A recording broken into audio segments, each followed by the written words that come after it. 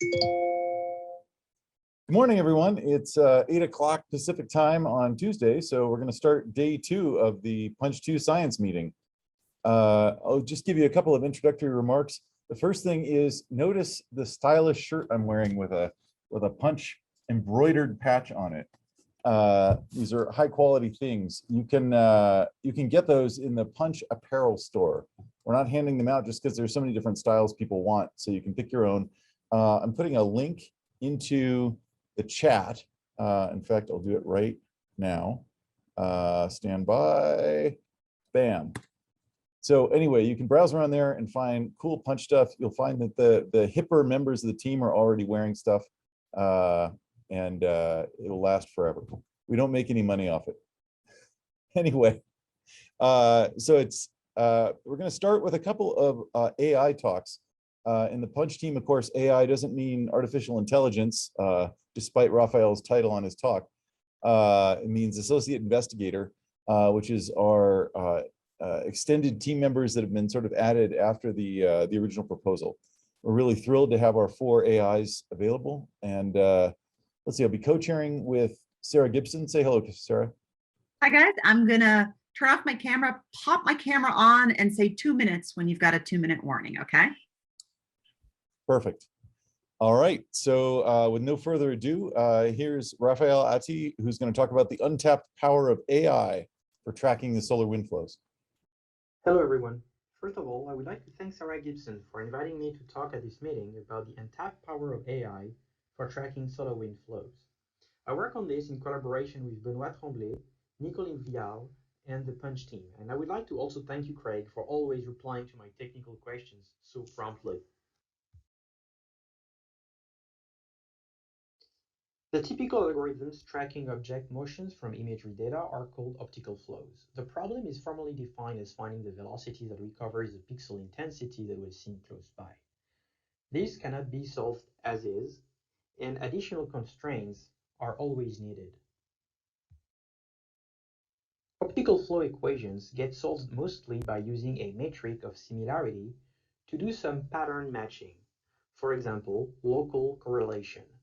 The actual motion vector being the one for which the local correlation between subfields across time is maximum.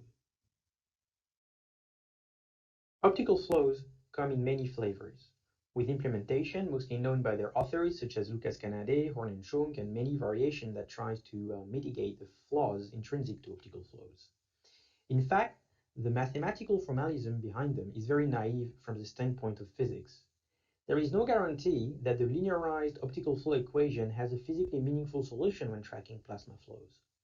This is because this formalism was designed for real-world optical flows that implement solutions for tracking objects such as cars, people, or to stabilize drones. In all these instances, the imaged objects are relatively immutable. A car will still remain a car while it moves on the road. It will have the same shape, will have 4 wheels, headlights. People will still be people with the same attributes after walking a few steps, like their legs, hands, head, eyes. A drone will stabilize itself by measuring the relative motion of the landscape surrounding it, and the AI system will have no trouble using optical flows because it is very well justified to assume that the intensity of the pixels defining the edges of the buildings or the trees will be the same at the next time step in the next image. For example, considering local correlation tracking, the tracking window in which the brightness matching happens must be large enough so that the algorithms find a solution, but small enough to keep a decent resolution. It's a compromise, and the matching process is often ambiguous, and sometimes we call the problem ill-posed. And self-similar or uniform intensity regions like granules or periodic density structures in the corona can look similar enough to fool the matching process, which can give nonsensical results. So with coronal imagery, what guarantee do we have that matching patterns at the next time step corresponds to the coherent flow of a density structure? In fact, we do not, and that's the source of many problems that we must solve to fill a scientific void behind measuring solar wind flows from imagery. The structures have no clear-cut boundaries, and the magnetic field lines are not visible hard barriers that we can use easily to segment the flowing structures accurately. This requires a data preparation that is not as intuitive as in the case of real-world images, typically used in the industry of artificial intelligence. So let me illustrate further the caveats of optical flows. This is an experiment I made at home. You are seeing a brightness pattern that is obviously moving upward. But in fact, all I'm doing is just pushing a piece of paper from left to right while filming it up close. This is a well-known problem of optical flows known as the aperture problem, referring to the ambiguity in determining the true velocity using a local motion detector, like a local correlation tracker. Let's illustrate another instance of the aperture problem. On the left, you see an image of a training area for testing the stabilization of a drone by optical means, thus using optical flows. Note the white stripes. When tracking the interior of uniform regions of an image, computer vision algorithms will not be able to derive any relative motion when filming that surface as the drone moves. It needs high contrast reference patches placed at random. On the right, I'm showing how that impacts the velocity tracking of plasma density structures with Core 2 data. Consider the propagation of the plasma density structure seen in purple.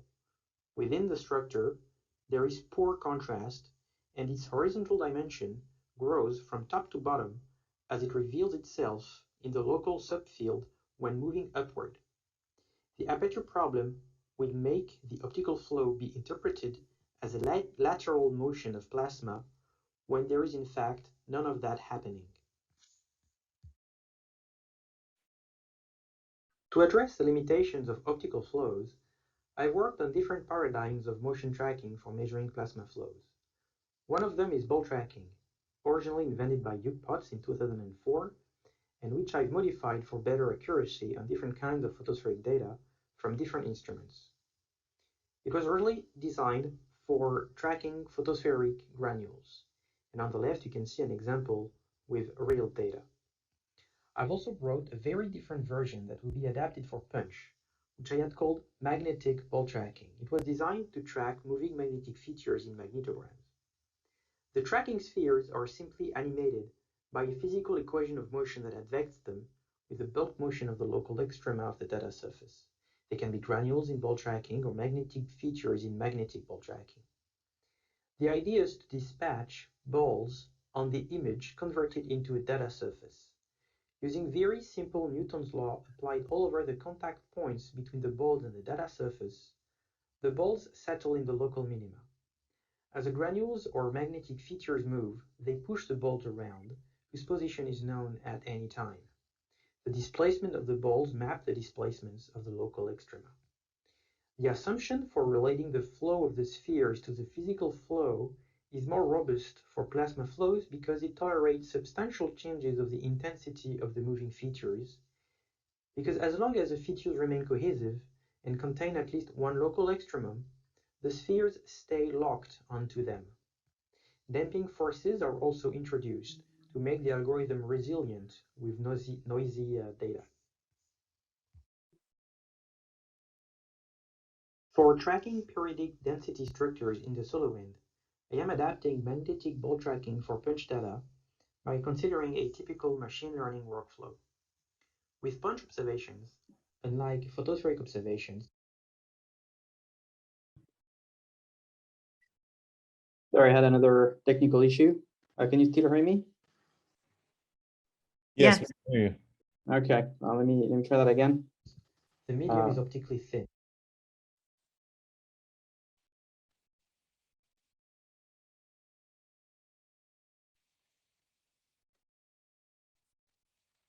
For tracking periodic density structures in the solar wind, I am adapting magnetic ball tracking for PUNCH data by considering a typical machine learning workflow. With PUNCH observations, unlike photospheric observations, the medium is optically thin, and unlike granules, the balls are not tracking the local extrema of the structures with enough accuracy. However, we can come up with an optimization strategy in the ball tracking parameter space that will make the tracking more precise. This is work in progress, so I can only give an overview of the process. First, I build a training set from a subfield of the data sequence that is representative of the density structures, where each subfield of the series is analyzed to get all the local minima in each image of the time sequence. There are the little blue circles in the image series in the middle of the slide. The local minima are manually checked and labeled for making sure they are associated to the same periodic density structure over time. Then comes the training phase, where we make the balls learn the best tracking parameters that minimize the discrepancies between the final ball positions, their center is shown with red crosses and a tag, and the position of the known local extrema in blue.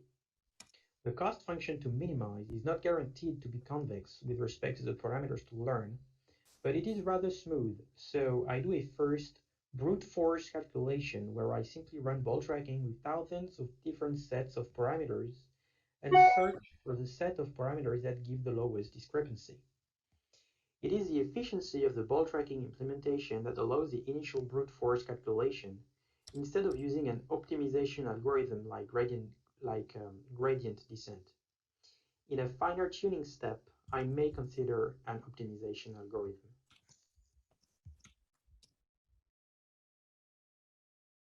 This method inherits all the advantages of magnetic ball tracking. It does not use optical flow approximations, which makes this tracking algorithm robust with respect to intensity changes. It labels all the tracked periodic density structures, which plays nicely with segmentation techniques to extract each structure and study how they evolve over time. Do they grow, shrink, accelerate, or decelerate? Finally, the equation of motions of the balls are all independent from one another. That makes the code highly parallel and allow very fast parameter sweep for the learning phase of the machine learning workflow. Nonetheless, this method is not without limitations and caveats. In the corona, where the plasma is optically thin, the effects of line-of-sight integration can smear out the position of the local extrema of the density structures. That can make the tracking unstable, where the balls lose track of the density structure, and as a result, the velocity of the ball becomes unrelated to the physics of the displacements of the density structure. So to minimize this problem, one would require a more physics-based approach, like inserting more physics in the cost function, or use additional sanity check during the tracking like Kalman filters that would make the tracking self-corrective. In addition, the different parallelizations that we get from the punch data could come into play to have less uncertainty regarding the position of the local extrema of the density structures. Going deeper into the world of AI, we can also test deep learning methods like artificial neural networks. To track solar plasma flows, neural nets train on MHD simulations that give the velocity field on the one hand and simulate the brightness or density on the other hand. The neural net learns a model by using the ground truth of the simulation to create complex matrices mapping the ground truth to the simulated observations, so that it can infer velocity when presented real observations. This is a field of study that is still at its infancy. Skepticism is inevitable, but necessary, to push neural nets into being as robust as possible. There are many caveats one can consider. For example, neural nets learn biases of the simulation that can never perfectly reproduce what the real corona is doing. And one would think that the more realistic the simulation, the better. They could potentially enable very accurate deep learning models. But again, deep learning is not perfect, and it is poorly explainable. Consider this analogy. If you want to fly a rocket, you don't build everything and test everything in one go. You test elements by elements because the effectiveness of the whole system is just too complex to be assessed in one experiment. It is the same with neural nets. To assess their accuracy in reconstructing the flow fields, the simpler the simulation, the better, as you can more easily isolate what a given architecture is good at or bad at. Finally, with the punch flow tracking working group, we've started drafting some guidelines for creating data products related to flow tracking. Flow trackers should assess the accuracy of the methods. Each flow tracking algorithm has its own limitations, uncertainties, biases, and domains of application. A result with error bars or error maps from an imperfect algorithm will be more credible than the perfect result from a perfect algorithm, because that one just does not exist. This is not a competition between methods. We need to work on an ensemble of methods. The discrepancies between the methods will be an error estimate by itself. We should use MHD simulations to get a ground truth and a test set. This will give us a baseline and we'll be able to do sanity checks. For example, we will be testing our method with the flow tracking challenge from Vadim Marutsky and Valmir Moraes-Philo, and simulations like those from Aleda Higginson or the Gamma Helio simulations presented by Elena Provornikova. Also, I'd like to give a heads up on flow tracking workflows.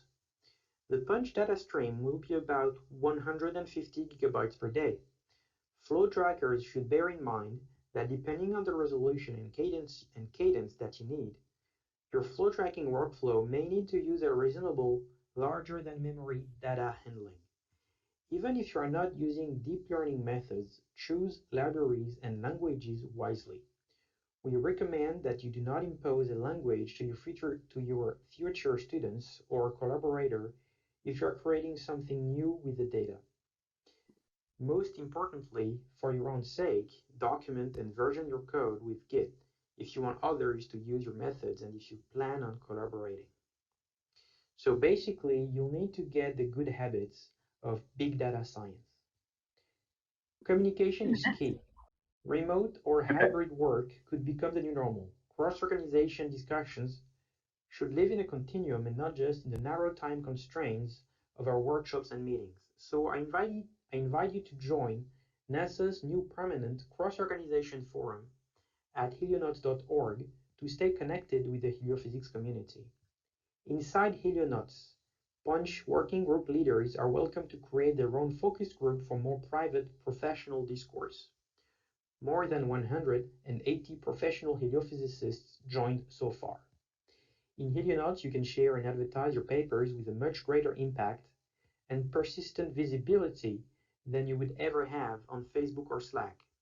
This platform will eventually be advertised in Solar News after I finish to work with NASA on the security upgrades of the platform. For my concluding words, I would like to say that I am very enthusiastic about the community spirit that PUNCH is building, which I believe will build strong roots. By promoting modern workflows and community building, I feel like the PUNCH team is creating a new class of super scientists. So, go PUNCH. Thank you very much, everyone. Yeah, I apologize for the inconsistency of the sound, but thank you for your patience.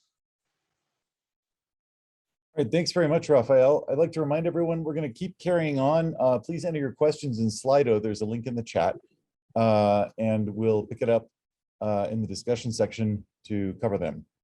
Next, I'd like to introduce Dr. Bea Gallardo-Lacourt. I hope I pronounced that right. Talking about optical flow techniques and from the aurora to the solar wind. So, Bea, we see your slides. Is it in the presenter mode? Yes, you'll need to.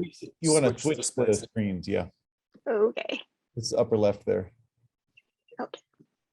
Swap. There. Perfect. And you pronounce my name perfectly. Thank you. Oh, my pleasure. All right, good. Sarah will warn you with 2 minutes to go. Perfect. I'm going to turn off my camera just to make sure the signal stays good for the presentation. So, hi, everyone.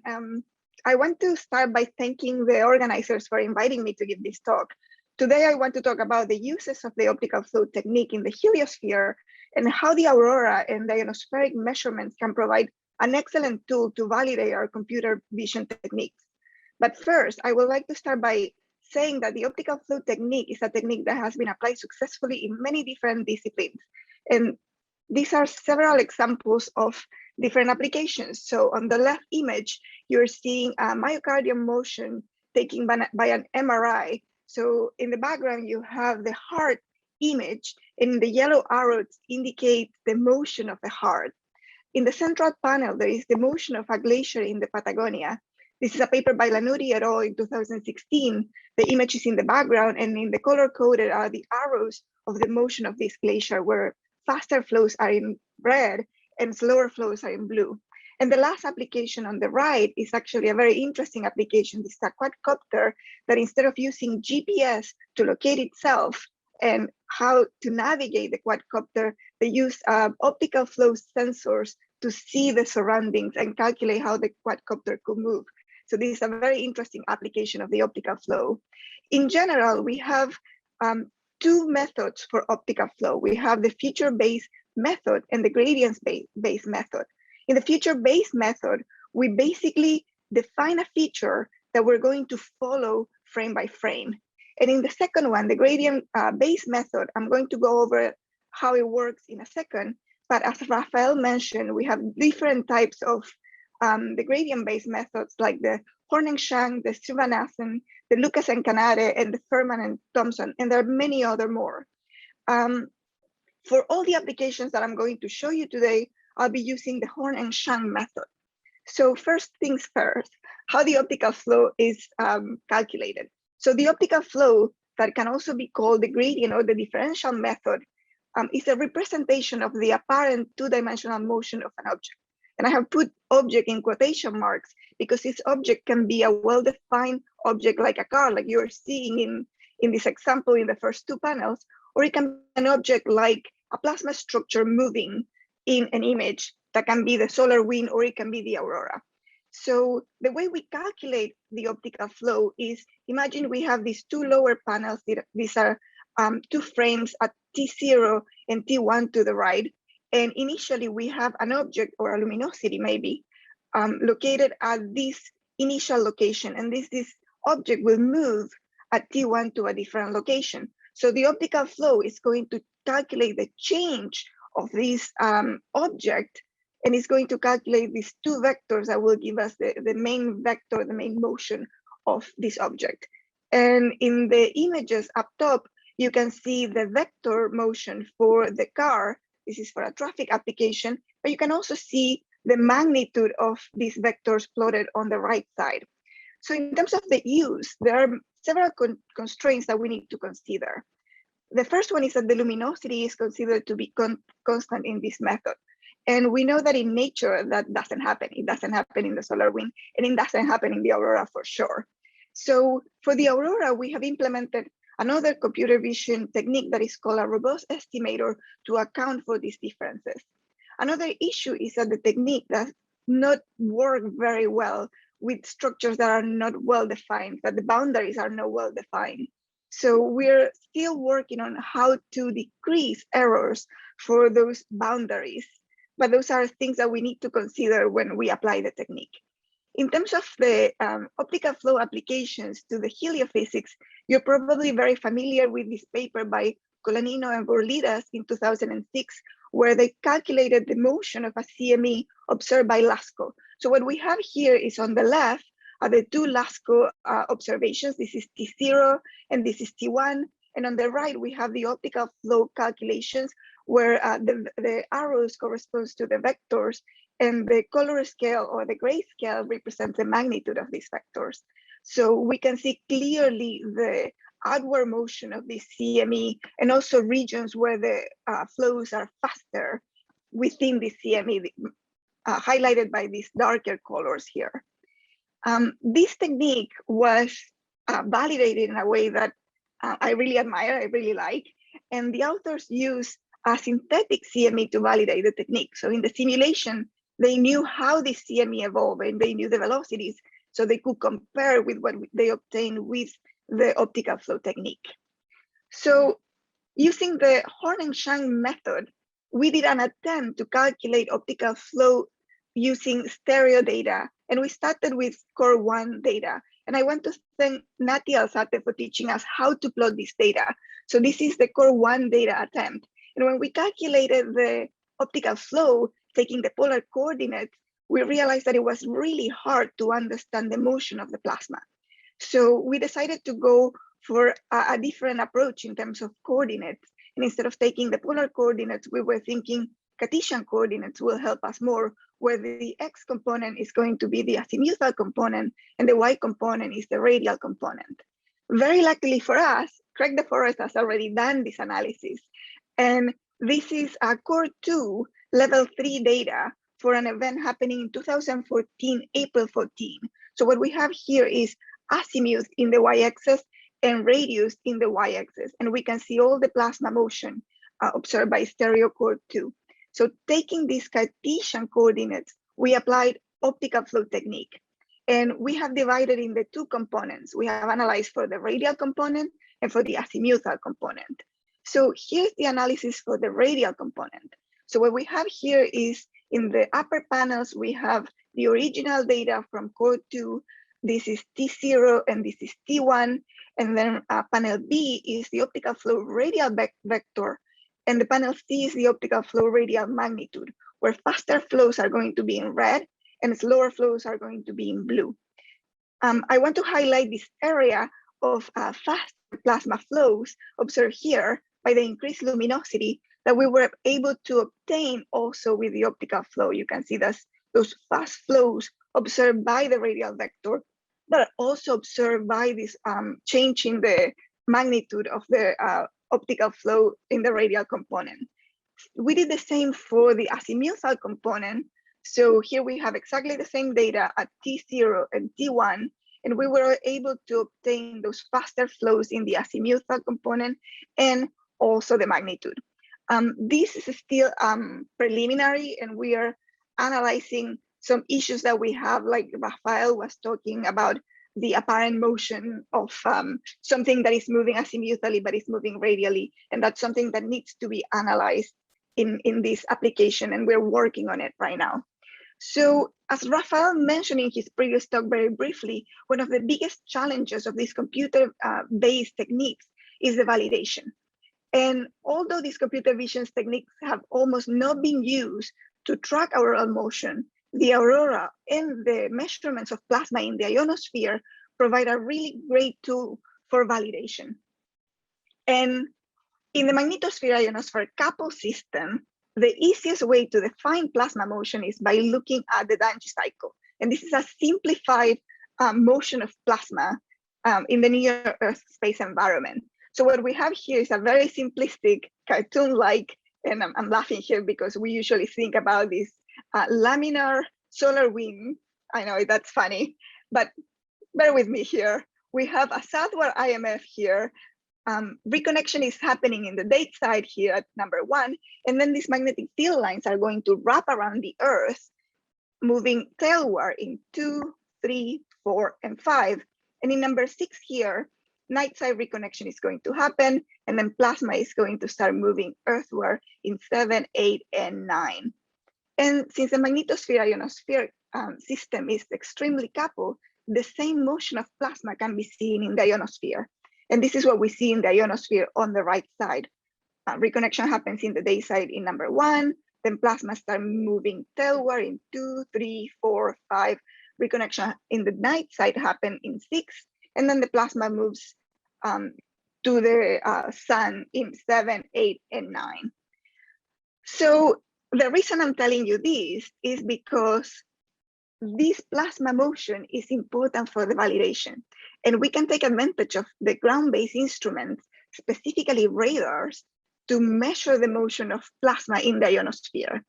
And a great deal of information is provided by the super down radars, in which the conjunction of the radars with a mathematical method, a fitting method, can give us this large convection pattern that we're observing in the magnetosphere ionosphere system. And here in the figure in the lower left, the color arrows represent radar data. And with the radar data together with the fit method, we're able to reconstruct this large scale convection pattern. Of course, I like to see this level of radar coverage all the time, but this sometimes can be expectations. And for certain conditions, what we see are very sparse echoes, and the large scale convection pattern is heavily influenced by the mathematical method. And this is the main motivation that we had to start looking at optical flow techniques, because the optical flow could complement what the radars are observing in the ionosphere to have a convection pattern that is more influenced by data than by mathematical methods. And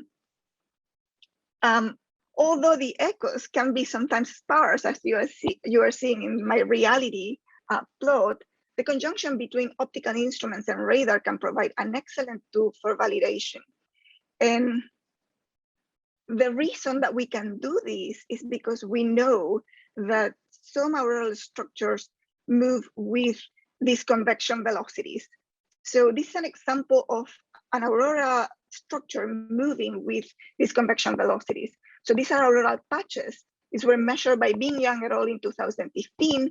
Bing tracked these auroral structures, and she calculated the velocity of these patches here in the x-axis. And she compared that velocity with what the radars were measuring in the ionosphere, and this is super down radars in the y-axis.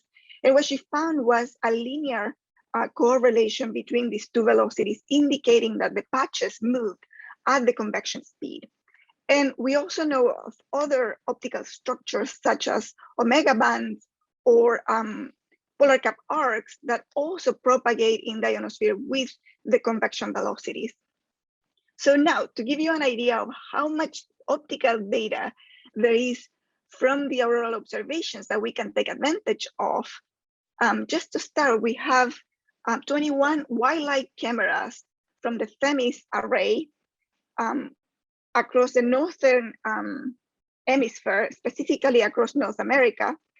And these 21 cameras are operating since 2007, and they take images every night for at least 6 hours, and they operate in a 3-second time resolution. So that in terms of data volume is a huge amount of data.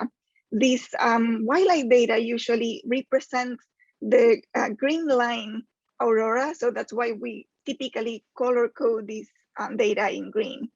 But apart from the Themis all sky images, we also have red line images that are relatively co-located with our wildlife images. This is the red line emission geospace observatory from the University of Calgary. These are 9 all sky imagers, and they also measure every 3 seconds with about the same time span of minimum of 6 hours per night.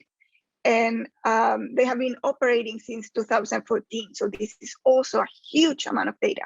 And on top of that, we have some newly developed instruments, some newly deployed instruments in the Northern Hemisphere, such as the near infrared cameras and the red, green, and blue cameras from the Transition Region Explorer, or TREX, array from the University of Calgary. So in terms of optical data, there is no shortage of data in the aurora. So how do we calculate optical flow in the aurora? So I have told you that we have an array of cameras, but if instead of taking the whole array, we take only one camera and we calculate how these auroral structures are moving using the optical flow here on the right, you can see the motion of those arcs across the field of view of the camera. I know this image is relatively fast, and I'm not hoping that you will understand every arrow here. So let's slow down a little bit. We have here 2 images. One, the upper one is at T0, and the second one is at T1. North in these images is to the top, and west is to your left. And we have calculated the optical flows for these 2 time frames. And in this case, we can easily extract the southwest motion of the aurora. But what is even more interesting to me is that the optical flow technique is also very useful to identify these very faint structures. So that's really, really good, because sometimes we can miss those structures if we analyze by eye. So now, for the validation purposes, we can, as I said before, we can use radars. And we have basically 2 types of radars in the Northern Hemisphere. We have coherent scatter radars and incoherent scatter radars. And in very basic words, the difference between these radars is the way the echoes are going to be measured and the echoes are going to propagate in the ionosphere. But let's start with the simple. In the Northern Hemisphere, we have 22 coherent scatter radars. And this is an array called SuperDARN. And these SuperDARN radars are able to measure line of sight flow velocity. And they're going to measure plasma velocities along the radar beam direction. So these are going to give us a one-dimensional velocity. But in regions where we have overlapping radars, we can calculate this 2D vector of the motion. And this is an example where Bill Bristow et al. In 2016 combined auroral images with SuperDARN radars to analyze the motion of those structures. So the overlapping between the optical images with the radars is something that occurs very often in our data. So finding the ground truth in the radar data and comparing to what we obtain in our optical data set is something that is very easy to do with the Aurora. Another even more interesting instrument is an incoherent scatter radar. And these incoherent scatter radars are the state-of-the-art type of radar measurements. And I'm saying, thank you. And I'm saying that because the radars do not only measure the line of sight flow velocity, like we are seeing in the second panel here, they also measure the electron density in the first panel and the electron and ion temperature in the two last panels. And all the radars that are in the North American sector actually overlap with all sky cameras. And this is an example of a camera, a Resolute Bay, that overlaps with these two radars that we are seeing in the lower panels. This is the Resolute Bay incoherent scatter radar north, that points north, and C, that is for Canada, that points south. And we can see how these plasma structures propagate along the radar field of view. So this conjunction is remarkable for analyzing first the optical flow from the images, but also comparing what we obtain from the auroral motion with the radar data that will give us the true ionospheric propagation. So in summary, the optical flow technique is a good approach to analyze optical structures motion. So we have tracked auroral arcs, or what we call auroral streamers, and we have also I have also shown you an optical flow application using stereo core 2 level 3 data. And our future work, our ongoing work, is analyzing the auroral motion and comparing it with coherent and incoherent scatter radars. And this will help us validate not only this technique, but hopefully create a test data set for other computing vision techniques. So we could use the Aurora as a validation method for our techniques. And finally, I would like to say that these optical flow tracking techniques could really help PUNCH science objective. Thank you. Super, thank you so much, Bea. That was a really intriguing talk. Just in the interest of keeping on track, I'm going to remind everyone that questions should go to Slido. So if you've got one in your head right now, just pop over there. The link is in the chat, and send some great questions off to Bea. Thank you again. Okay, we're going to transition now from our associate investigator talks, which were very intriguing, to talking about the Alphane zone, my favorite part of the corona. We've had some new developments with Parker Solar Probe. I keep hearing rumors that they may be penetrating it. We'll see. But we'll kick off with a discussion by Steve Cranmer. Steve, are you there? You've got your slides up. Yes, can you hear me? Yes, very well. Super. All righty, great. Sarah, so yeah, so 2-minute warning, right? Okay. So yeah, thanks. So we're kicking off our sort of joint sessions on working groups 1C and 2B, which I guess previously in PUNCH development haven't really talked that much with each other, but they both share some interesting studies of interfaces in the otherwise ambient solar wind. So 1C is all about the Alphane surface, or the Alphane zone, Alphane region, whatever we want to call it. And yeah, I'll give a quick introduction to what it is, why it's important, where do we think it is, what previous data have told us, and what PUNCH will tell us. And then Rohit will talk much more about that in the scene setting talk to follow. This is just a quick outline of the working group 1C topics. So basically, the big question about the alphane surface that we often think of as the boundary between the corona and the wind is, where is it? How can you actually see it in images like this? It's hard to see, it's hard to detect, but typically, if we think we know how the solar wind speed, which I'm showing just an example version of here in black, and the alphane speed in red, how they vary with radius, there's going to be a place where they cross over one another. And the nature of the magnetohydrodynamic fluctuations is different in the regions below and above, right? In the regions below, the solar wind speed isn't very strong, so alphane waves can propagate both up and down. Above that height, the solar wind speed is high, so both the inward and the outward alphane waves are dragged out by the solar wind, and no information comes back down to the sun. That's the basic idea. Yeah, I think I've said that already. There's been a lot of studies about how things like reconnection can differ both above and below the alphane surface. Is it possible to even have closed loops that go up above the alphane surface? I think it's possible, but I think they're going to be essentially rare, meaning that the alphane surface represents a sort of source surface for the rest of the heliosphere. That's the general idea.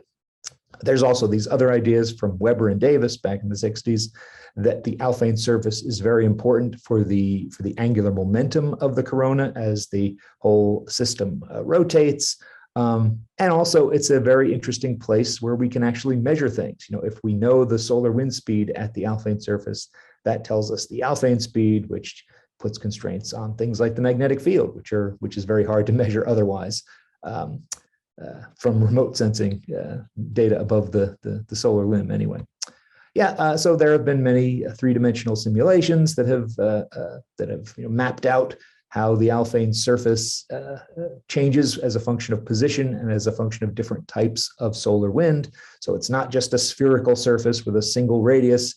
It goes in and out, and I think Rohit will show these two images again to compare various simulations.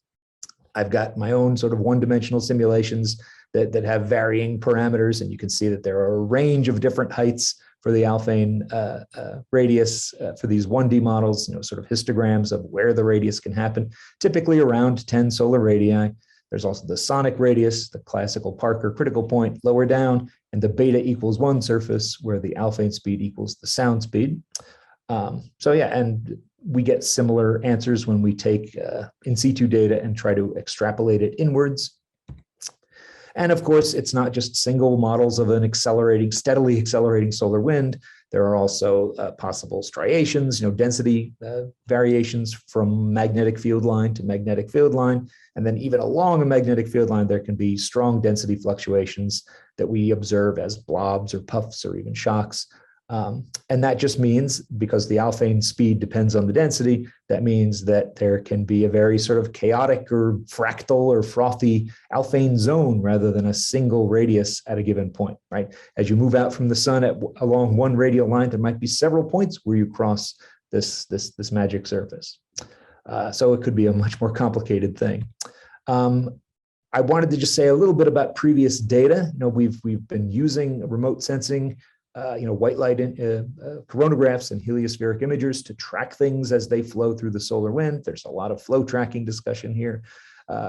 People have mapped out the acceleration of the solar wind by looking at things that are propagating out.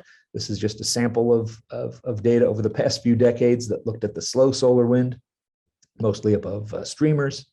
There have been fewer, but still some measurements of inflowing structures, and that usually gives us an indication that we're below the alphane surface. Here's something from Craig's 2014 paper that shows the inbound speed, stuff that starts at 12 solar radii at relatively high speed and then decelerates as it propagates in toward closer to the sun. There's been a lot of work to try to understand this inflow locus that's been observed. And it's interesting that simple linear MHD waves are not able to reproduce that specific pattern of deceleration. So people have looked at more nonlinear things like the blobs and exhausts that come from reconnection up in the outer corona. see this more recent paper for a study of the dynamics of features that essentially gain mass as they propagate in by a sort of a snowplow effect as they experience drag, very similar to models of CMEs. That seems to explain some of it. But there's a lot more we can do. There's a lot of other studies of waves and turbulence that could be done to try to see how consistent this specific pattern is. But of course, what we really want to do is look forward to PUNCH. We really want to map out the Alphane surface. We want to do many more of these measurements. We want to get a large database of these inflow ridges near the sun, and also, above the Alphane surface. We want to look much more at these outflowing structures, possibly even separate them out into the two outward and inward modes that are both being dragged out by the solar wind, so that we can independently measure the wind speed and the Alphane speed. Yeah, a whole bunch of things that we can do. I'm still hopeful that we can take some of these processed data products, level 4, 5, 6, 7, and try to get the intensity fluctuations so we can learn about the nonlinearity of the structures. I'm almost done. Yeah, and the final thing here was really just a plug for Gilly's talk tomorrow morning, the associate investigator talk, where we're starting to also look at line of sight projection effects to try to provide some ground truth information to the flow tracking efforts, and trying to understand, what really happens when you have these rotating and outflowing striations in a complicated corona corona heliosphere system, and how do we get information out of them. So yeah, stay tuned for tomorrow morning. And I think that is it. Yeah, I just wanted to put the original list of Working Group 1C members. I think this is old. There are plenty of others who've been heavily involved. And if you want to join, please let me know. Yeah, that's all. All right. Thank you very much, Stephen, for a great overview and reminder of why we're here in the Working Group 1 Charlie. Let's see, I'll remind everyone to send questions to Steve in the Slido, and we will carry on just to keep to time. So let's see, our next talk is from Rohit Chibber, talking about insights from 3D simulations, imaging, and Parker Solar Probe data on the location and dynamics of the corrugated Alphane zone. So Rohit, are you ready to go? Yes, do you hear me? We hear you loud and clear. Do you need us to share your slides, or no? I can. Let me just see. Share my presentation. Okay. Right. Right. Do you see the appropriate screen? Yes. Right. Let's see. It looks a little cut off on the left on my screen. Is everyone else seeing that too? Yeah, it's cut off for me too. There it is. There it is. Perfect. What if I try and do a slideshow? How about now? Let's see. That works great. Okay. Very well. Thank you. Awesome. All right. So thank you, Steve, and the rest of the group for inviting me to give this talk. I'll basically be talking about the variability of the Alphane surface, Alphane zone, and how these different tools like 3D simulations, remote imaging, and in situ data, what kind of insights they can give us on this topic. This work has been done in collaboration with Bill Matthews, Arkady Osmanov, and Mel Goldstein.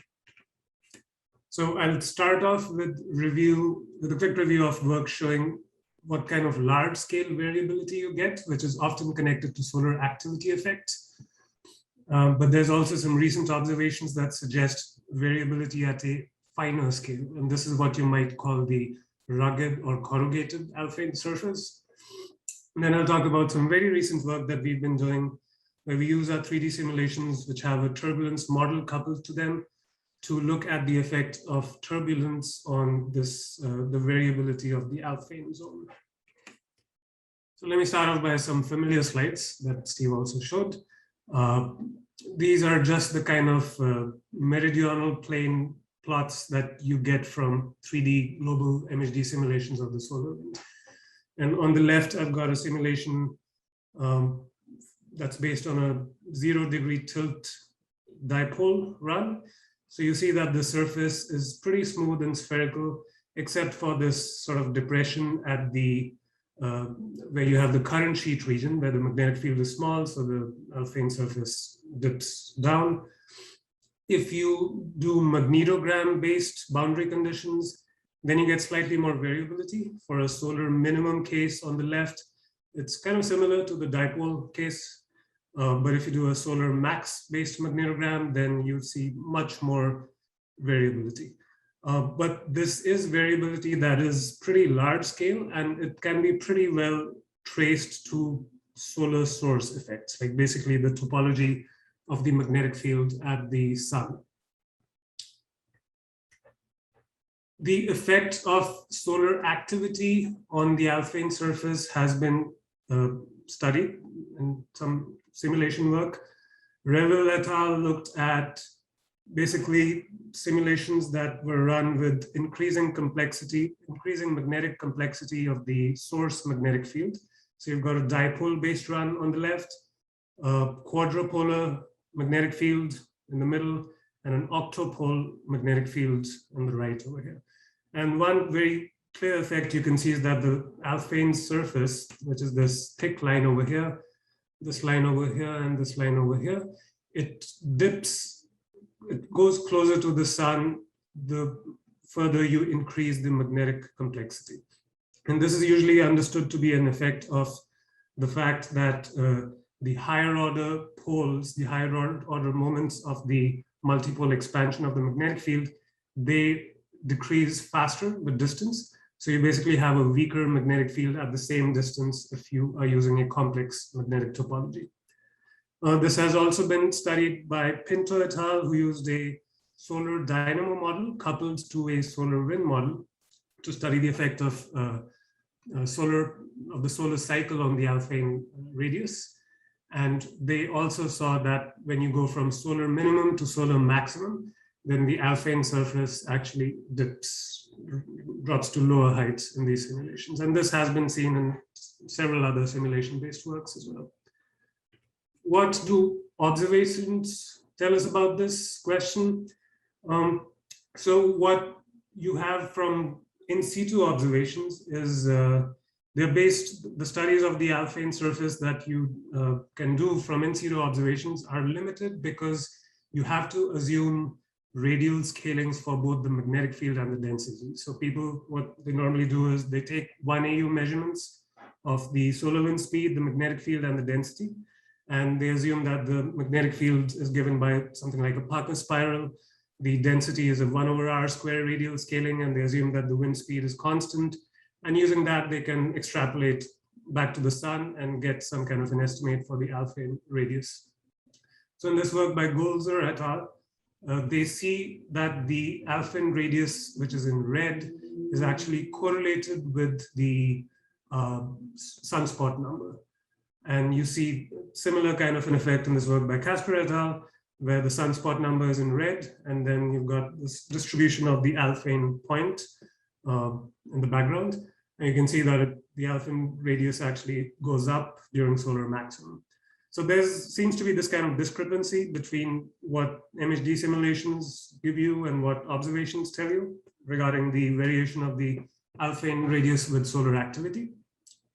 But one interesting remark I want to make is that if instead of using a magnetogram-based simulation, if you just think of solar maximum as a strong tilted dipole. So here I've got a 30-degree tilt in the dipole. You can also do a 60-degree tilt in the dipole.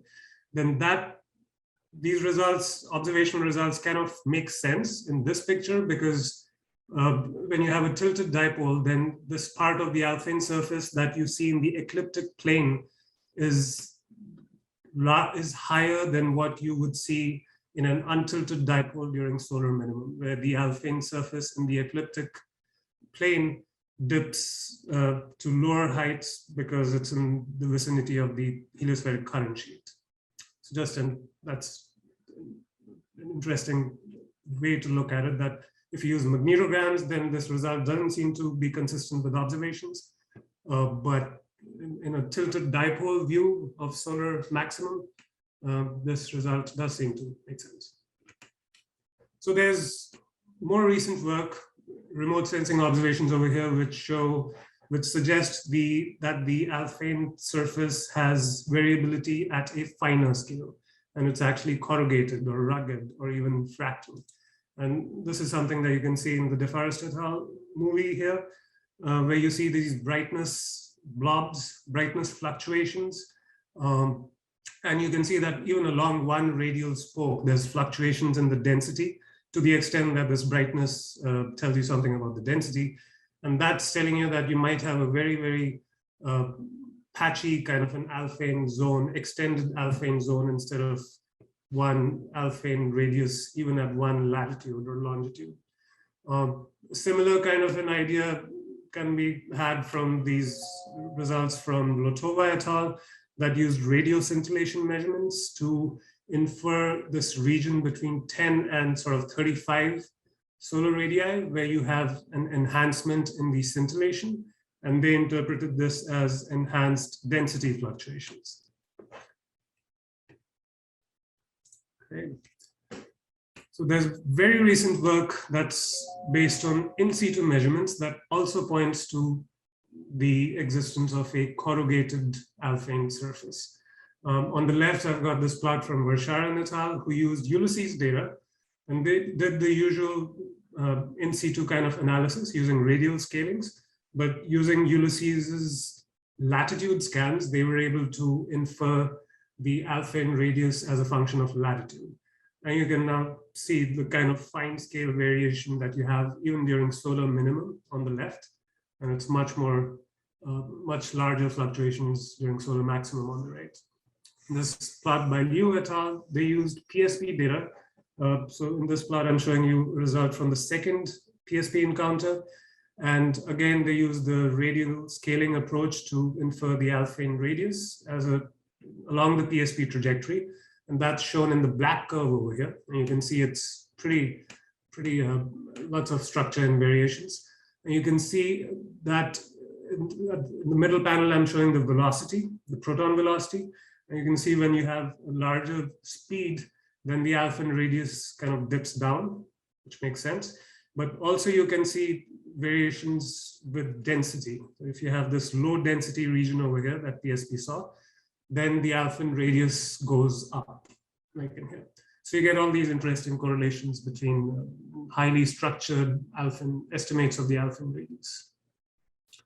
So I've got this one final slide on an observation which combined remote sensing and in situ measurements. So on the left, close to the sun, they used remote observations of the solar wind speed, extrapolated these out to PSP measurements over here. And they also used PSP measurements to extrapolate the alphane speed back to the sun. And using this approach, they were able to estimate an alphane radius that ranged from 10 to 27 solar radii. And they also say that because of the variability you see in the observations, this points to the existence of some kind of a highly variable corrugated alphane surface. So what we want to do in this very recent work that was mainly done in the last month or two, and still kind of preliminary, is use our global simulations of the solar wind that have turbulence transport coupled to it to look at what these simulations can tell us about the effect of turbulence on the alphane surface. So I won't describe the simulations in much detail. This is just a schematic that shows you the approach that we use in these simulations. So you have a set of equations that describes the mean flow or the large scale flow. And so you've got a momentum equation for protons, you've got a induction equation, you've got a continuity equation, and it's a two fluid MHD model. So you've got two pressure equations for electrons and protons. And this set of large scale equations is coupled to three equations which describe the evolution of statistical descriptors of turbulence.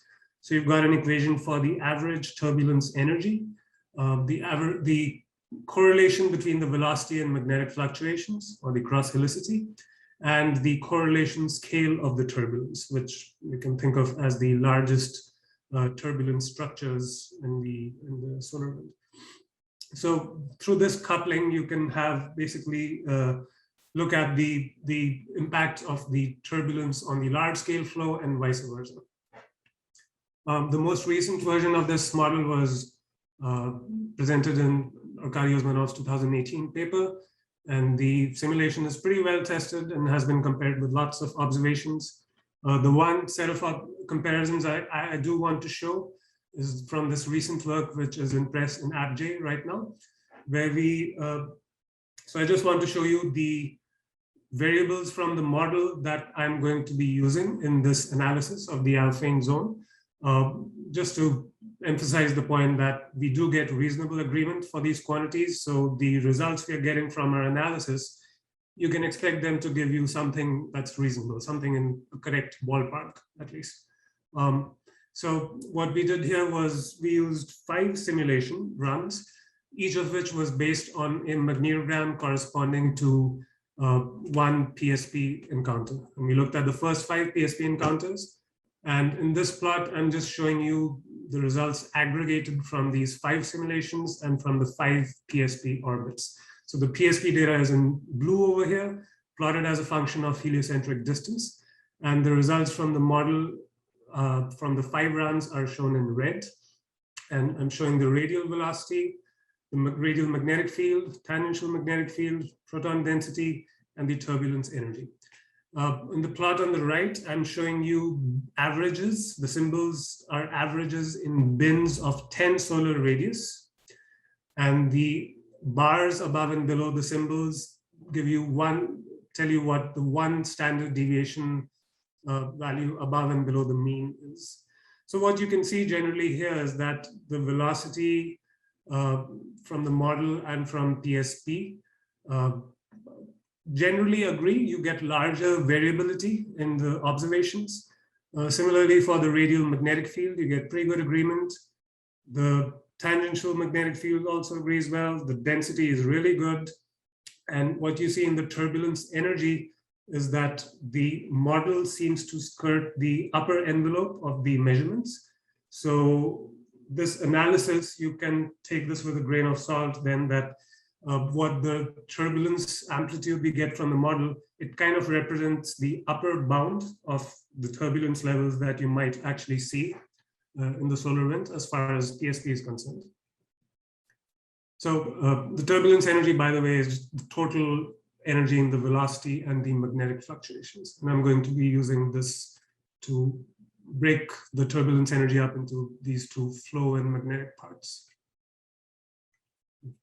So starting off with the simple alphane surface that you get from a 10-degree tilt based simulation, just to demonstrate this exercise. So just using the simple definition of the alphane speed, you look at the point where the solar wind speed becomes larger than the alphane speed, and you draw the alphane surface like this, right? Using the mean variables from our model.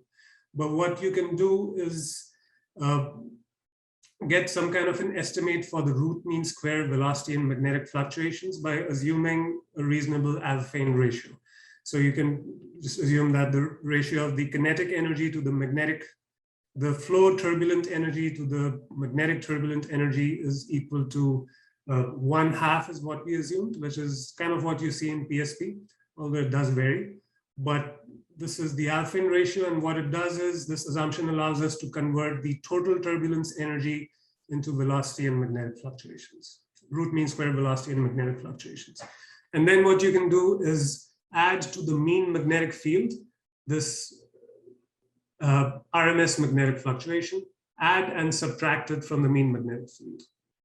And I'm getting these weird animations, which is interesting. But anyway, what you get is then this envelope of the variability of the alphane surface that you would get because of magnetic fluctuation. So if you have a magnetic fluctuation that's increasing the magnetic field, that might push it up on average to this outer envelope.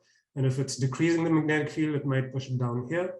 You can do the same thing with velocity fluctuations. If you add and subtract the root mean square velocity fluctuation to the mean velocity, then you get this green zone, alphane zone. And if you include both velocity and magnetic fluctuations, then you get this outer zone that's kind of in the tan color over here. So if the velocity and magnetic field acts to decrease the alpine surface, you might have on average this lower bound. And if both of them are acting to increase the alpine surface, then you have this upper bound. And I do want to point out that this zone that you get extends roughly from 10 solar radii to sort of 28 or 30 solar radii, well, actually a little bit bigger than that. But it does seem to correspond well to this enhanced radio scintillation zone that Lotova saw between 15 and 30 solar radii. So this again seems to point out that this, you might have some increased fluctuation activity in this area. I also want to emphasize that this variability that I'm showing here is what you get from local turbulence fluctuations. And this is distinct from the kind of large scale variability that you see, for example, in this plot on the right.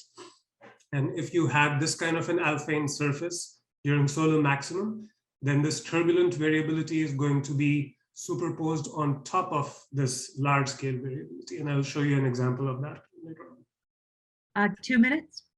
Oh, okay. Thought I had 20 minutes. Okay. Well, actually, it's 18. All right. So you can also try and bring in a realization of explicit fluctuations. Obviously, we can't do a simulation with explicit turbulent fluctuations, but what you can do is we can use the turbulence model to generate synthetic fluctuations which are constrained by the turbulence transport model. So the way we do this is we generate a random magnetic fluctuation at each grid point drawn from a Gaussian distribution. But this distribution has a standard deviation that's equal to the local root mean square magnetic fluctuation at that grid point. And then what you get is this kind of really corrugated and fractal alpine zone. So what I'm showing here, it's really a binary contour. If the wind is subalphinic, then it's this cream color. If it's superalphinic, then it's this kind of turquoise color. And you can see that the wind gradually becomes superalphinic in patches. You can also see that it's not clear where you can define an alpine surface in this kind of a situation. You can have what you might call a first alpine surface. That's the first time the wind becomes superalphinic along any radial spoke. And you can have a final alpine surface, which is above this point, the wind does not become subalphinic again. So just some musings on what this has to do with fractality.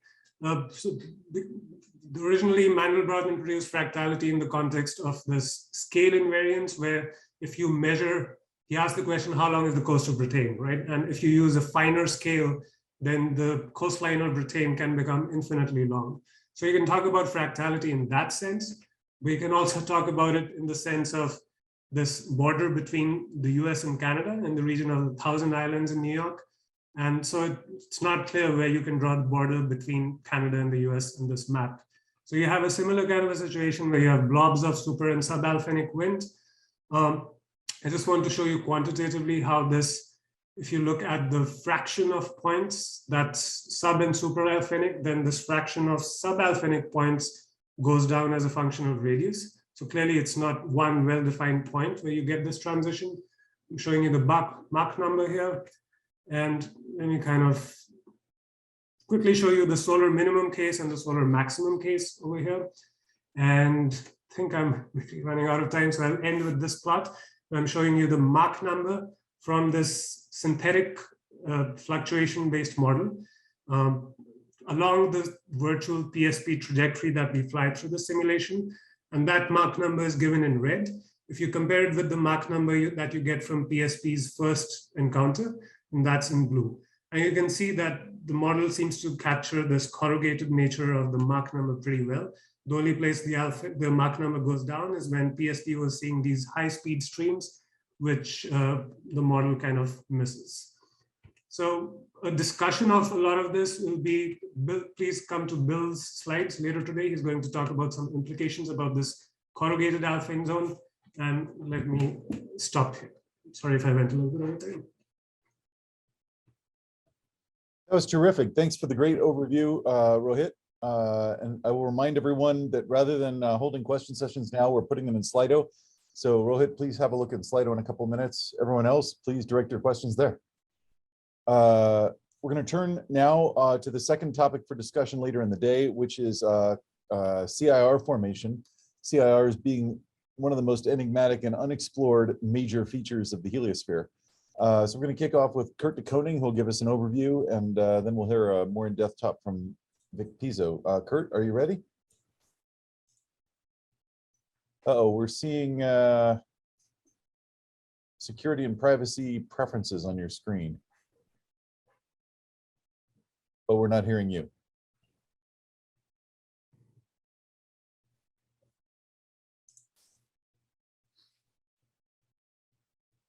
Kurt, I'll be more than happy to share the presentation for you. However, if we need to turn on your audio, you might need to. I think I got my audio working. I just lost my screen somehow. Okay, if you share the presentation, that would be great. Okay, so you want to stop sharing then, Kurt? Oh, yeah. Sorry. It's all good. Okay, and Kelvin, you've got his presentation ready to go? Yep. Excellent. All right, take it away, Kurt. Sarah will give you a warning at 2 minutes.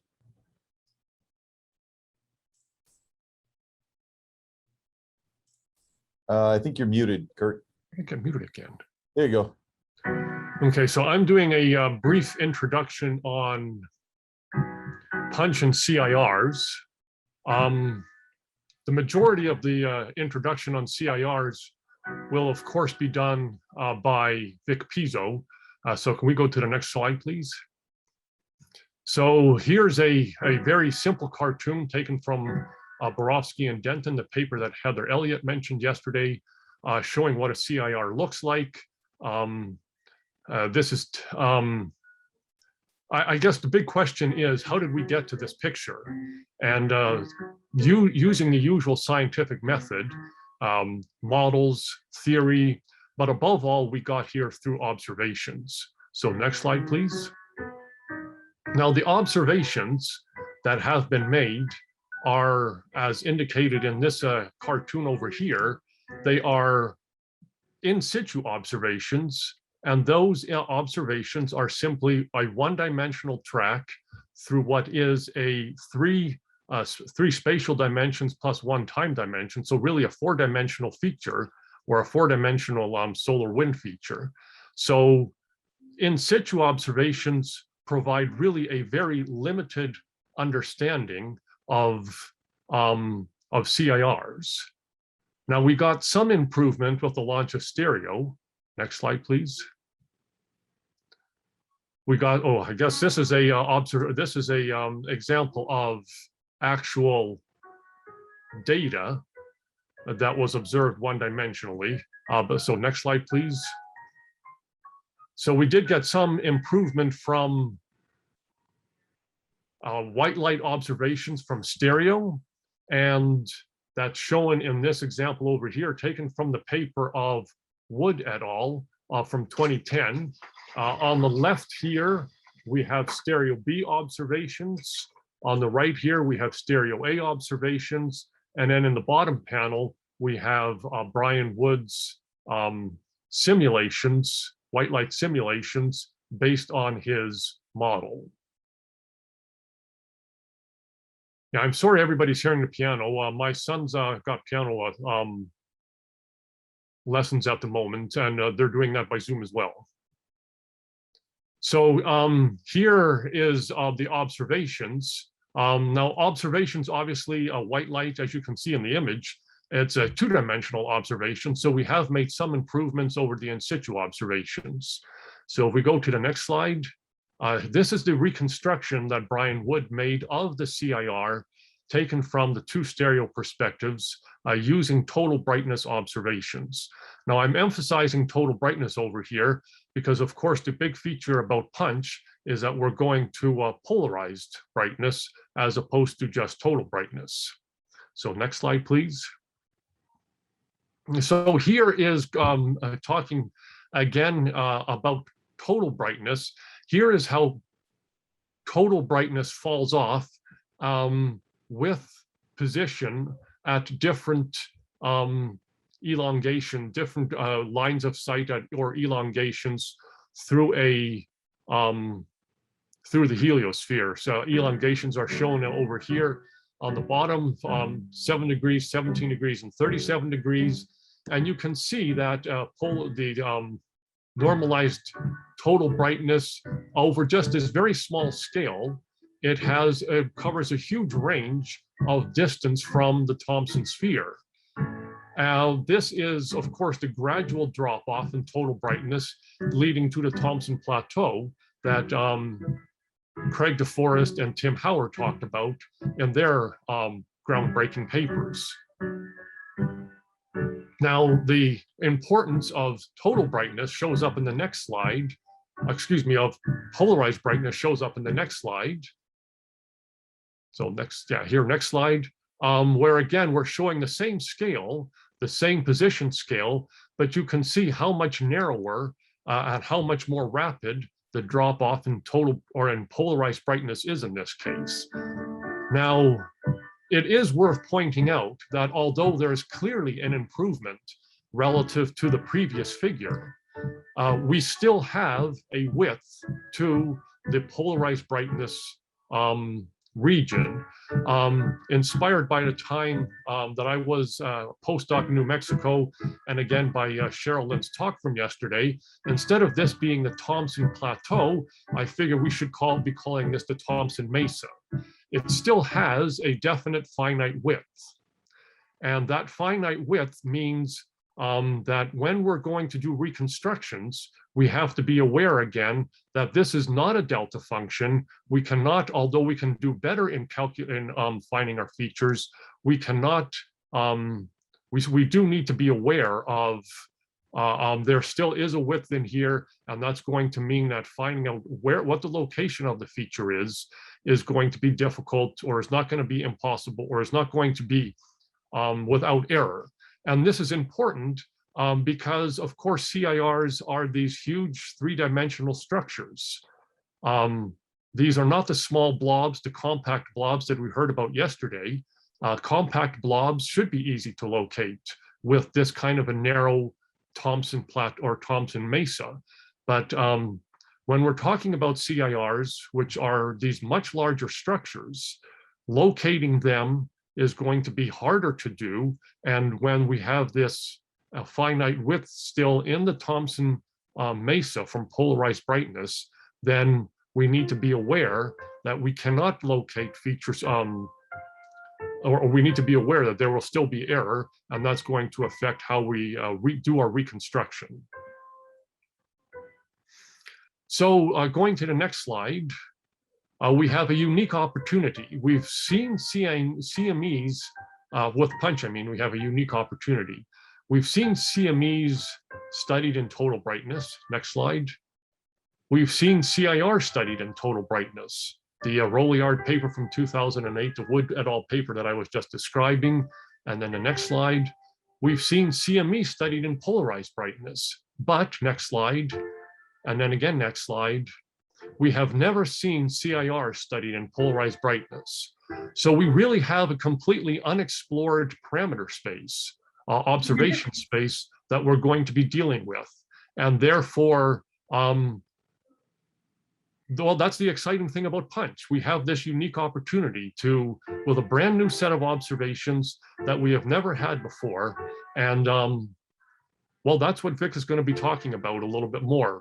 What do we know about CIRs? What don't we know? And how can PUNCH help us to understand that space better? Thank you. Excellent. Thank you so much, Kurt. It's a terrific overview of what we know, and more importantly, much of what we don't know about CIRs, which of all of the PUNCH topics, I find this one to be the one with the largest discovery space. These are really important structures, as Kurt pointed out, that we just don't know very much about. I'll remind everyone to take questions to Slido, and we'll pick it up from there. And then we'll segue to Vic Pizzo, who's going to talk about CIR observations in the PUNCH era. Vic, are you there? Yeah, I'm here. Kelvin's going to have to run this remotely from your end, the graphics. Excellent. Kelvin, you got the slides ready? Excellent. Terrific. All right, Vic, take it away. Sarah will give you a 2-minute warning. Oops, that's the wrong one. That's an old version. The newer version was put in this morning. Apologies, that's the only version I have. There's on one my that computer. says final. Yeah, but there's one that says final. It came in this morning. Do you see it in there, Kelvin? I am looking, let's see here. I see it now. Let me just download it very quickly. Apologies. Sorry. Yeah, Cambridge knew about this, but I guess I didn't send you a message too. Sorry. Not a problem. I'm still getting it up here. Just give me a second.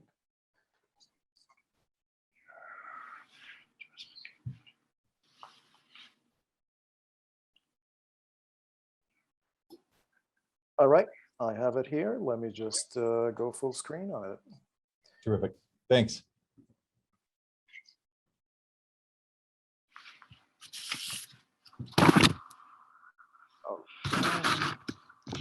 Yeah, that's it. Okay. Basically, this next slide, I'm going to touch upon some of the outstanding questions and issues that I see, and I'm not going to be all inclusive. There's a whole lot of aspects here, and more will come from the observations themselves, as I'll explain later. And I'm going to concentrate a lot about the stereo experience as kind of a guide to what we might see. Next slide.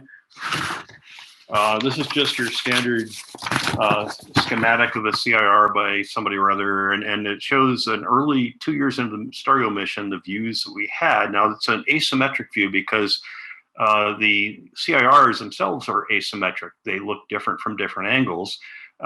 Stereo B is looking in the blue there is looking in what appears to be a long CIR and stereo A across it in that configuration. But however, you have to fold in the sensitivity of the instrument, which means that stereo B, its sensitivity was way deep inside near the sun. Stereo A looks much farther out from that angle. And that's a really important thing to keep in mind. And you also see those two white arrows. That indicates that the pressure ridge of the CIR is driving non-radial flows, and I'll come back to that in a minute. Next slide.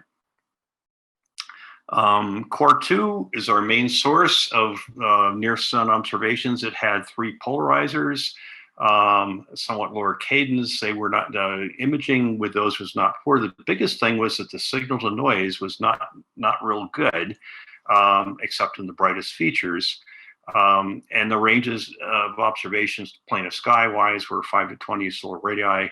But in general, Core 2 had a better perspective than Core 2b, so I'm not going to talk about Core 2b much. Tilted fronts approaching Earth could be observed, as we'll see in a minute. But the big problem was you would observe the CIR best when it's like 4 or 5 days out in rotation times from the Earth.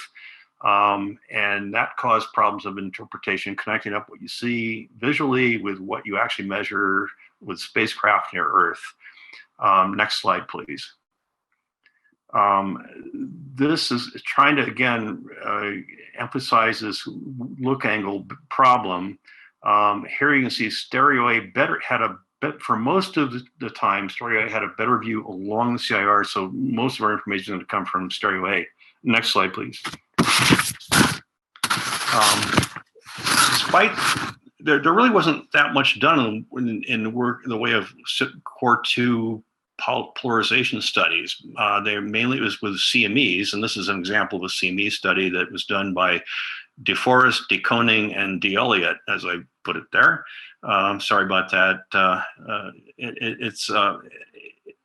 It showed it was good enough to show you some structure in the CME, and that was about it. But really nothing like this was done with CIRs. Next slide, please.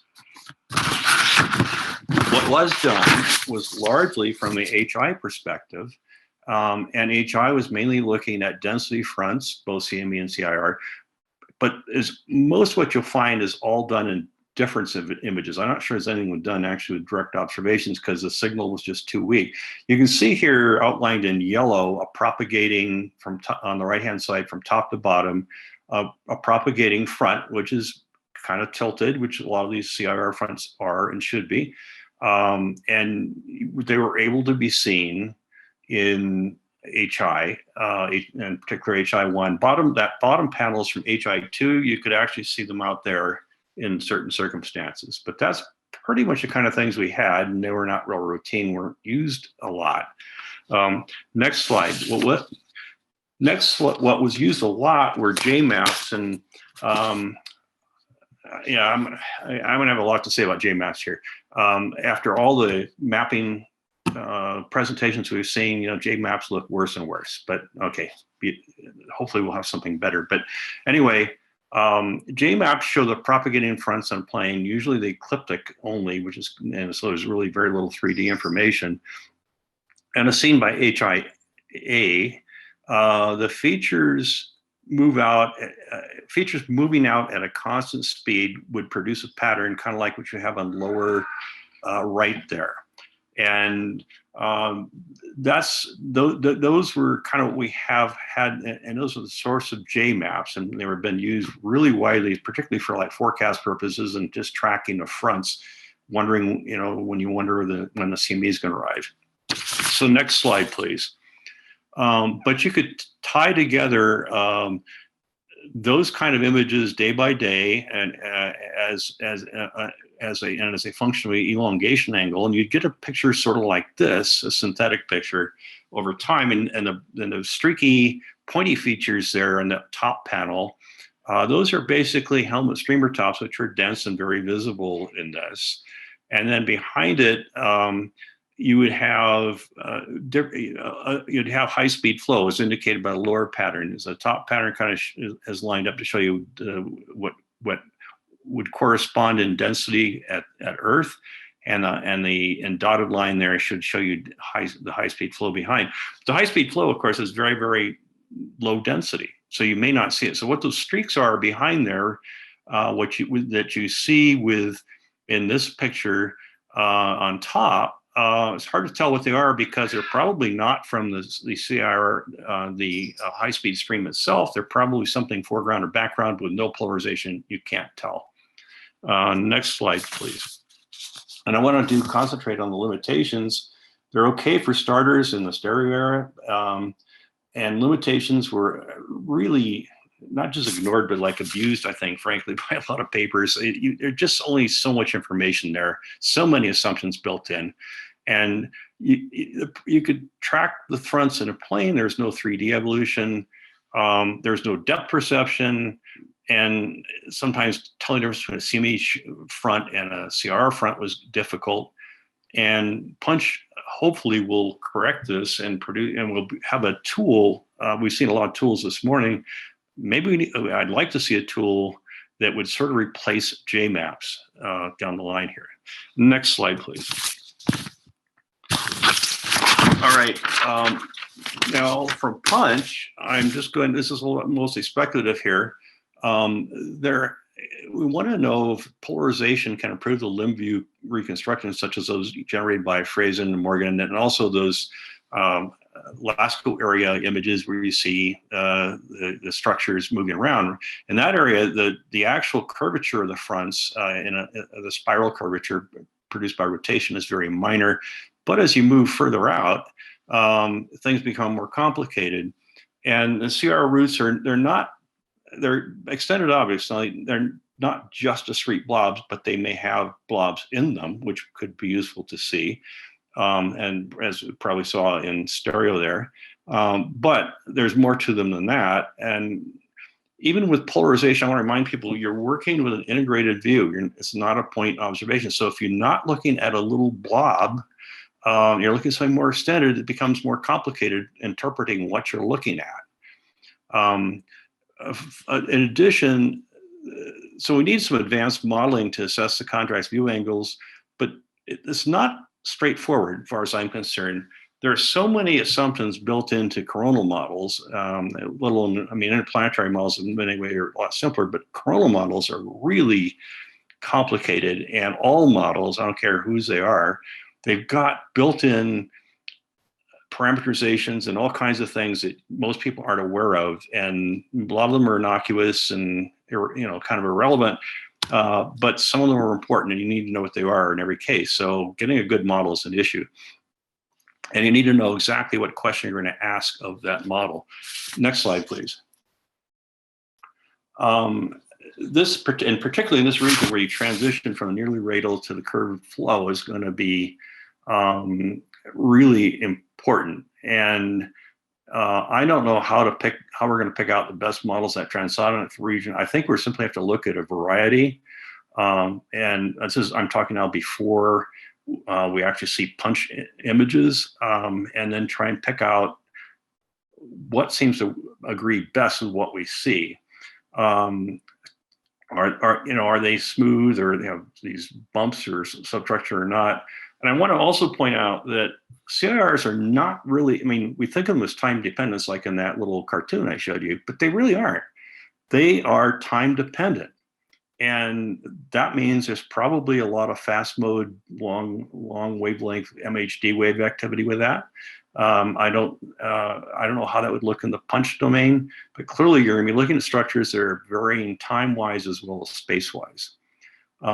And reality checks will be difficult unless if we don't have an L5, for the reason I just mentioned. The CRs are going to be observed way to the east of the sun, and punch will not be looking so well there. But whatever it does pick up there won't appear at Earth until a lot of time later.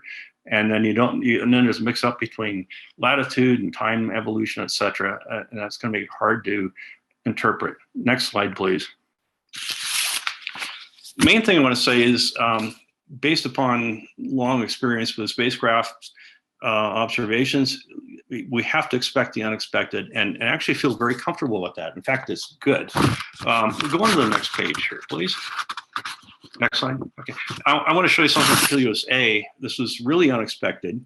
When the observations first came out, everybody went into panic because you see in the top panel, that's a magnetic field. This is from the first close pass of Helios at 0.3 AU approximately. You see the bulk flow velocity, the density, and then the temperature. And what you see in the velocity is a really steep front, which looks like a lot like a shock. But from the observational information, I realized that that's not shocking, and people just couldn't understand that for a long time. Next slide, please. And it really surprised the heck out of everybody. So it came from the fact that early models used really smooth distributions of velocity near the sun. These are CIR models, did that. But so we're wondering what there's, consternation, what's going on there. The first thought was it was diffusion. But you can always diffuse away anything you want by putting in the right radial variation of your diffusion constants. And so there were some papers about that that were kind of ungrounded, I think, in any reality. But then it turns out the real answer was shear flows at the CIR front. And that means that there was slippage of the front. And remember those white arrows I showed you in the first slide, first slide or two there? Those non-radial flows turned out to be really important. And we learned that. We hadn't thought about that before. So I think the lesson is to be really open to the unexpected and wary of the models, at least as they're applied up to now, that you can easily build in or not build in what you really need to have there. Next slide, please. So in summary, we need to have some preparatory modeling. Without going overboard, I don't think you have to run thousands or hundreds of models. I just don't think you need to do that. But we need to ask the questions I have listed there, all those 4 questions. Those are all really important to address. And I think it's really important to reanalyze all of what we can of the existing stereo CIR observations with kind of a new view to it, like particularly what would this look like from Earth view, where punch is going to be. I think also the best opportunity for progress in CIR understanding is going to be after stereo A, something that survives, swings by the Earth. And that's in the next slide. And you can see there in the middle is punch looking at a CIR. You can see on the right in kind of faded view there where stereo A is right now. And then you can see where it's going to be in 2025, and it's going to move around further, of course. At that point, it's going to have a really good view kind of across the CME, or excuse me, across the CIR. And so the conjunction of stereo A observations from that time period with PUNCH, I think, are going to be really critical to furthering our understanding. Next slide. And this is just kind of a commentary at the end here. I have seen today and before in a lot of the presentations, really good methodical approaches. That's just what we need. That's what Darwin, when Darwin went to the Galapagos, he didn't go there to discover evolution. He went there to just analyze things and see what he saw. So he did tremendous amounts of systematic analysis, and then he developed his hypothesis secondarily after the fact, and when he had the facts in hand. And we got to be thinking about doing that with PUNCH. And also, I want to again key this importance of serendipity, and you've all seen this little guy on TV. And it's the unknown, expecting to find. It's what you find almost by chance, which you hadn't really known was going to happen. And I have a quote here from a guy named George Gilder, who is one of the founders of from the computational age and information theory and all that. He says, as Claude Shannon showed in 1948, there is a book called Mathematical Theory of Communications. Information is measured by surprisal, unexpected outcomes, and what he described as entropy. Creativity always comes as a surprise to us. So in other words, your biggest, the thing you kind of want out of a project like PUNCH is you want to see the unexpected. That's where the information, that's where the new stuff is. It's not just rehashing the old stuff, dotting the I's and crossing the T's, or as a lot of people do, just the opposite, cross the I's and dot the T's. It's being ready to see some really new things you had not expected. And I guess that's kind of ends it there. I'm done. Excellent. Thank you, Vic. And again, I'll remind everyone to send everything to the Slido if you have questions. And I'm sure Vic's talk stimulated quite a few. In fact, I see a few in there already. So we're going to take a break in a moment. I'm going to hand it over to Sarah to organize the rest of the day for us. Sarah? Okay. Yeah, so basically you should all have access to the agenda. So it's going to be very similar in pattern to yesterday. We have a break now, and then we are going to a 15-minute break. We're going to have our plenary free discussion where we're basically going to go through those Slido questions. And then we have our Shine Like sessions on the topics raised today, namely the CIRs and the Alphane zone. And we end very exciting, a presentation by the students who are working on the PUNCH student project, which is called STEAM. So we look forward to seeing all of you back after the break at, look at it again, 10:55. 9:55 Pacific time, 15 minutes from now.